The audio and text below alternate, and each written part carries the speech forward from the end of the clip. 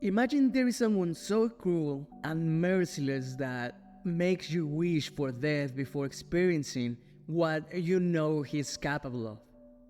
What you're about to hear might be one of the most disturbing things you've ever heard, and unfortunately, everything that I'm about to say in this video was real. So, yeah, today we're gonna talk about the angel of the death. Imagine a doctor in a large hospital. He looks kind and polite, but this doctor, Josef Mengele, was not just any doctor. Mengele worked in Auschwitz, one of the largest and most feared concentration camps of World War II. Instead of saving lives, Mengele did the opposite. He was known as the angel of the death. And his work was not about healing. His purpose was way darker and cruel. Look, it all started when Mengele joined the Nazi Party. He wanted to be part of something big, something powerful. He believed in the Nazi ideas of racial purity. This idea said that only people with specific features should live. The Nazis wanted a superior race, and Mengele was fascinated by this idea. He thought that if he studied twins, he could find secrets about genetics. With this knowledge, he believed he could help the Nazis create a perfect race. He thought he could make people with pure features have more children. But to do this, Mengele needed to experiment, and he needed many people to experiment on. When he arrived at Auschwitz in 1943, he saw that he had thousands of possible subjects for his experiments. People arrived every day on trains, and Mengele greeted the trains and quickly decided who would live and who would die. He looked at each person, and with a simple hand gesture, he could decide the fate of people. Most people went directly to gas chambers, but Mengele kept some people for himself, especially, like I mentioned before, twins. He was always looking for twins. He thought that twins could show him the secrets of genetics. He wanted to see how different or how similar they were talking about their genetics. He wanted to know how much of a person was decided by genes. Mengele would welcome the twins with a smile, trying to make them feel comfortable, but soon these twins would realize that they were not safe at all. They were part of something horrible. Mengele began to perform horrible experiments that had no medical purpose at all. He injected chemicals into their eyes to see if he could change their color. He gave them deadly diseases to watch how their bodies reacted. Sometimes he would operate on them without any anesthesia. His goal was not to help people, but to see how much the human body could handle. He even tried to suit twins together to create a conjoined siblings. Mengele believed this was really important. He thought that this was a very important research, but it was only causing pain and death. As time passed, Mengele's cruelty grew. He wanted to see how long people could survive freezing temperatures, so what he would do is put prisoners in ice-cold water for hours. He wanted to know if the human body could survive severe wounds, so he would cook or burn these subjects. These people who had done nothing wrong, were suffering just to satisfy Mengele's dark curiosity. And the people in the camp were afraid of him. Obviously, they knew that if Mengele looked at you with interest, your life would become a true nightmare.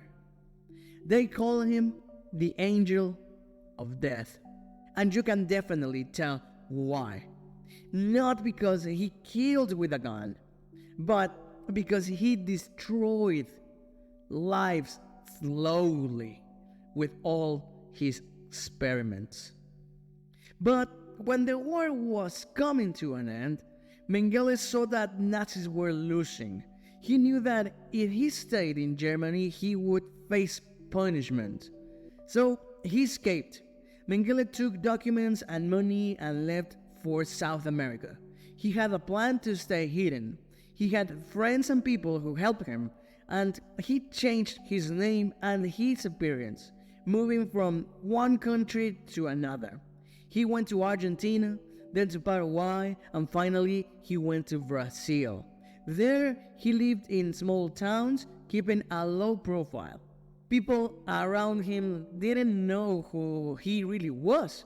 Mengele acted like a normal man. He even made friends and lived a quiet life. For years, the world looked for Mengele. The families of the victims wanted justice. They wanted him to answer for his crimes. Many people tried to find him for years, but unfortunately Mengele was smart. He knew how to hide. He avoided big cities. He kept his head down and stayed away from public places. He didn't use his real name, of course, and he was always very careful. He lived in fear, but was determined not to be caught. Never. And finally, in the 1960s, new information suggested that Mengele was hiding in South America. People thought they could finally bring him to justice. The Israeli intelligence service, known as the Mossad, captured other Nazis before him. But Mengele, he always escaped. He was always one step ahead. Some people said he got lucky, others said that he had a lot of help. But look, either way, he managed to avoid capture, and he continued living and hiding, moving from one place to another. And as time went on, Mengele became ill. He was getting older, and life in hiding was very difficult. He was lonely and scared. He didn't even have a family or close friends, of course. He couldn't go to a real doctor. He couldn't go to the hospital because he was afraid to be recognized. And in 1979, Mengele died in Brazil. It wasn't a dramatic end.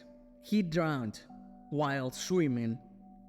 His death was almost forgotten because nobody knew that the man who drowned that day was, in fact, Josef Mengele. Years later, scientists confirmed that the man who drowned was indeed Mengele. Then they used DNA testing to make sure. The world finally knew that Mengele was dead, finally. But unfortunately, many people were angry because he had escaped justice. He had lived his life without paying for all his crimes. His victims never saw him face punishment. Mengele's story is still remembered today, not only because of his cruelty, but because he managed to stay hidden for so long. The story of Josef Mengele is not just about a simple man, you know? It's about a time in history that was very dark, and this time in history, doctors didn't use science for good purposes. They used science in a very wrong way. Mengele used all his knowledge to hurt instead of heal. And unfortunately, Mengele wasn't the only one. And well, this is why I find this file to be really wild. If you enjoyed it, feel free to subscribe or see more videos of the Wild Worlds files. See you next time.